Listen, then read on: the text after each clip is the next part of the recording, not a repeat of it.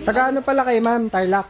Ah, galing pa yung Tarlac. Ako talaga totally taga-Tarlac siya, Pero UAE po kayo, sir? Oo. UAE. Saudi, UAE. Bakasyon lang po kayo dito. Hindi na, matagal, Nag-exit na po kayo. kami talaga, dito sa, For good na kayo dito. dito, Kaya pang service nyo. dito kasi nakakapagpundar, doon wala. Yun nga, Magastos po ba? hindi namin alam bakit. Dito kami, Mahal ata ano dun, sir. Di ba yung standard of living dun parang medyo mataas o cost of living. yung ganitong baka, ito, siguro ito nasa 25 to 30K. Maliit lang, sir, ano? Ang bahay. Yan. 25 to 30K. So, yung ano nyo, EcoSport, Ito nga lang pala. pang service nyo dito, pang Oo, service automatic sa nyo. kanya. So, galing pa kayo Tarlac kanina. Yes, sir. Tarlac, tas tatagitay pa kayo yan. Sabi. Sabi. Side trip bago mag-Tarlac. Pinilit pa kami ng Ang dami niyong lakad Oo. Tsaka magkakalayo po yun. Punta kayong sa Tipolo, Tagaytay, balik kayo ng Tarlac, pa north. Dito talagang sinusulit namin yung ano na. Punta kayo east, tas south, tapos north. Para inikot yung buong ano. Sinusulit din kami ng parents ko. Kasi dito. Kasama niyo po, nandyan po. Hindi. Pupunta lang sila sa bahay. Sila yung nandun sa, ano. Nakasawin mo, Antipolo, diretso Sembo, Apo. Makati, tapos diretso Tagaytay. Balik na kayo. Kailan kayo Tarlac, bukas na. Bukas na rin. Pauwi. Enjoy nyo muna yung unit nyo. Ayan, siya yung gusto mo makita. Gusto mo niyang makita. Masasakit ang boses mo, sabi ko. Ang boses mo. Sir, paintay lang po. Kayo po yung sa EcoSport, no? Yes po. Yung sa silver. Po. Karoon kasi ata ng dapat tomorrow pa ata. Pero patapos na rin naman po, andun na siya. Nakita nyo na po ba? Nasa detailing. Nakita nyo na po.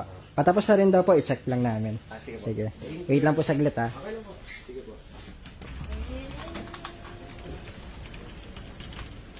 Yan, so meron tayong mga for releasing today.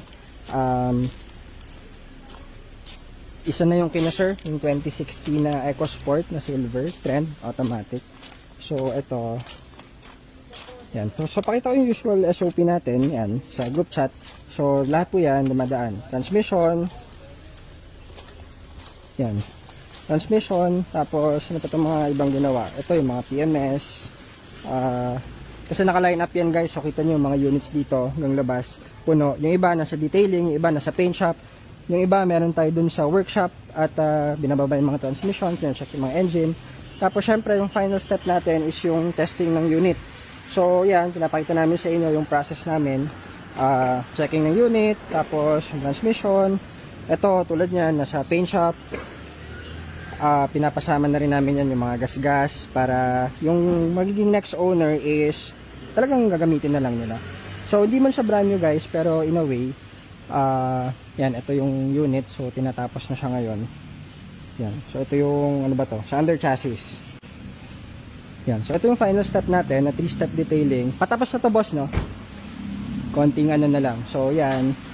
Pati itong mga paint, tatanggal na. Tapos, final step ito, yung ating car wash.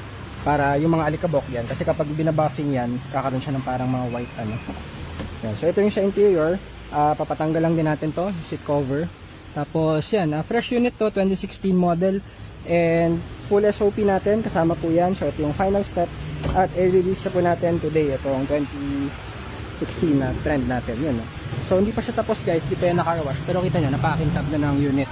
Pati ito may mga pinaretouch din kami dito, pati yung mga gulong bago pa, makapal pa. And yan, ito ayusin pa yan. So yan, so ito yung 2016, guys. Meron pa tayo ibang units available, pwede kayo mag check dito sa showroom. And yun, GTA Cars po, maraming salamat, thank you.